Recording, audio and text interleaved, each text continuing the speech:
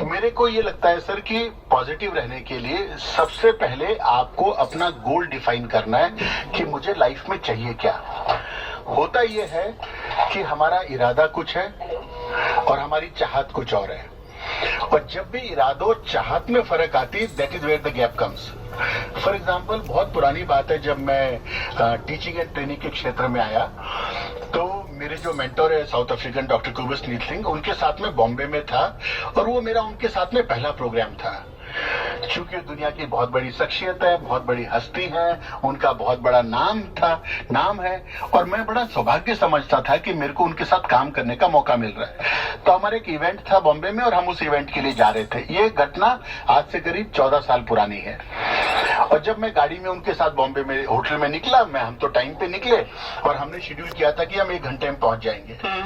पर उस दिन लक्स तो हैपन कि रास्ते में बहुत ट्रैफिक मिला, और जब ट्रैफिक मिला तो मैं बड़ा नाराज हो रहा था, ट्रैफिक पे गुस्सा कर रहा था, गाड़ी में शोर सा मचा रहा था। और जो मेरे मेंटर है डॉक्टर कुबस नीतिंग, वो बैठे बैठे चुपचाप मुझे देखकर हंस रहे थे। मैं उनकी तरफ देखता, फिर मैं सोचता ये क्या सोचते होंगे मेरे देश के बारे में, कंट्री के बारे में, ट्रैफिक के बारे में। और मैंने कहा भगवान तो आज कुछ भी कर, मुझे टाइम पे पहुंचा दे ताकि इनका प्रोग्राम, क्योंकि मुझे मालूम है वो बहुत ही डिसिप्लिन्ड ऑर्गेनाइज्ड आदमी है और उनका हर एक मिनट कीमती है। फिर थोड़ी देर बाद जब उन्होंने मुझे देखा कि मैं और नाराज होता जा रहा हूं, तो उन्होंने मुझे ठंडे से मेरे कंधे पे हाथ रख के कहा कि Shankar, can I tell you something? मैंने कहा यस सर। बोले can you do something about this traffic? I said no sir. Can you take a flight and go there? I said no sir. Can you remove the traffic and go there? I said no sir. Then why you are worrying?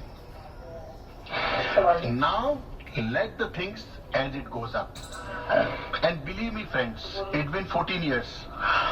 आज तक मैं कभी भी road पे चलता हूँ, क्या तो मैंने अपना शेड्यूल बनाया कि मैं टाइम से पहले निकलूं। यदि मुझे लगता है कि 1 घंटा पहले जाना है तो मैं उसका 1.5 घंटा 1.25 घंटा टाइम लेके चलता हूँ। फॉर एग्जाम्पल, यदि मुझे कालिंदी कुंज क्रॉस करना होता था तो मैं पहले से सोचता था। मैं कई सारी बैंकों को पढ़ाने नोएडा जाता हूँ और ट्रैफिक मिलता ही था, और मेरा टाइम यदि वहां होता था तो मैं कोशिश करता था 9 साढ़े 9 बजे पहुंच जाऊं और अपनी किताबें पढ़ूं। मैं अपना मेरा जो समय है तो मैं वहां चल जाऊं। एंड इससे मेरा अपना, इससे खुद की मेरी सोच में फर्क पड़ा।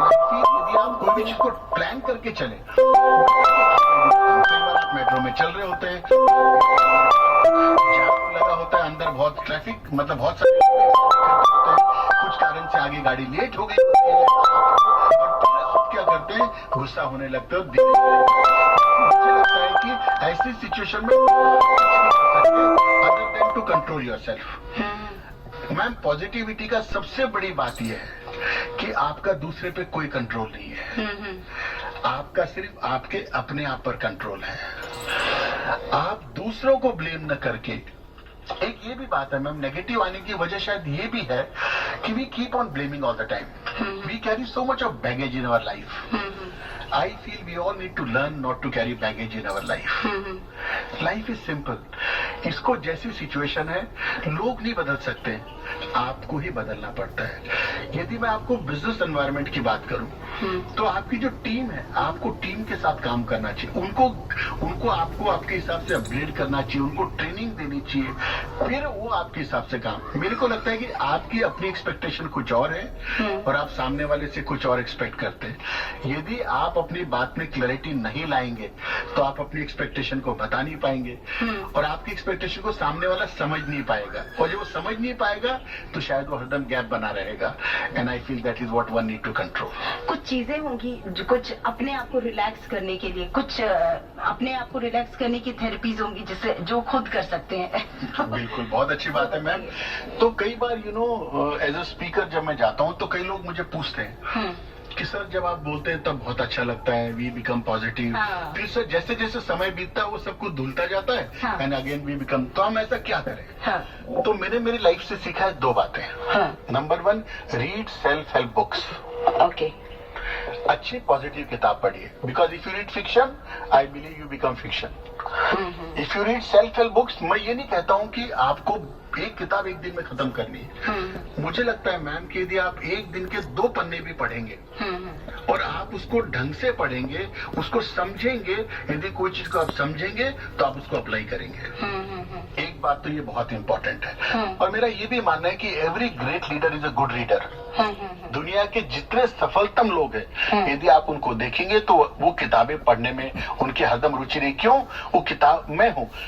कहाँ से कंटेंट आता है? किताबों से ही आता है। आप किताबें पढ़ते हैं, उसमें से अच्छी अच्छी बातें जो आपको समझ में आती है, जो आप अप्लाई कर सकते हैं लाइफ में, वो लेते हैं और फिर आप उसको अच्छे से परोसते हैं। और दूसरी बात है, be in the company of positive people. जो आपका फ्रेंड सर्कल है, जो आपके आसपास के लोग हैं, यदि वो पॉजिटिव बात करते हैं उनके साथ आप अपनी कंपनी, क्योंकि आप अपने ब्रांड खुद हैं। लोग आपको वैसे ही देखते हैं जैसी कंपनी में आप मूव करते हैं। तो आपने देखा होगा स्कूल टाइम में एक बच्चा अक्सर पीटता था, कुछ भी गलती होगी टीचर आके उसको पीटता। क्यों? उसकी लेबलिंग वैसे हो गई कि बदमाशी हुई इसने करी होगी, शैतानी हुई इसने करी होगी, इसलिए उसको मार पड़ता था। तो मुझे लगता है इंटेलिजेंट बच्चा वो इसलिए बच जाता है क्योंकि उसका इंप्रेशन ही इंप्रेशन, क्योंकि उसकी ब्रांडिंग वैसे हो गई है। तो मुझे लगता है कि as a teacher and parents the biggest thing what we should do is we should not label our children. चाहे वो स्कूल है चाहे आपका अपना बच्चा घर में हो। If you start labeling your children, I feel you go wrong. It's the same in organization. You should not label your people. नहीं ये तो काम ही नहीं करेगा, अरे ये तो कुछ नहीं कर सकता, अरे ये तो कुछ नहीं अचीव कर सकता है। जैसे आप जिस शब्द हैं सामने वाला वैसा ही ग्रहण करता है और वो आपके साथ में उसका जो कटाव होता जाता है। ये जो बुक की बात मैंने कही मैम कि words can change your brain, ये किताब में जब लाइब्रेरी में देख रहा था और मैंने इसका पहला पन्ना पलटा और उस पन्ने पे पहली जो लाइन थी वो ये लिखी थी कि divorce first happen in mind then on papers. Okay. Negative thought is all about your mindset. It's all up to you how you look at things. Same चीज को आप पॉजिटिव तरीके से देखते हैं, सेम चीज को जो है आप नेगेटिव तरीके से देखना शुरू करते हैं। तो मुझे लगता है आप अपने यदि पॉजिटिव लोग तो आपको सिखा के जाएंगे। आप क्यों मेंटोर मानते हैं? कोई कहता है मैं जे.डी. टाटा साहब को मानता हूँ, कोई कहता है मैं रतन जी साहब को मानता हूँ, कोई कहते हैं मैं जी.डी. बिरला साहब को मानता हूँ, कोई कहता है मैं विवेकानंद जी को मानता हूँ, कोई कहते हैं हमारे प्रेसिडेंट को मानता हूँ। क्यों? Because they C those positive things.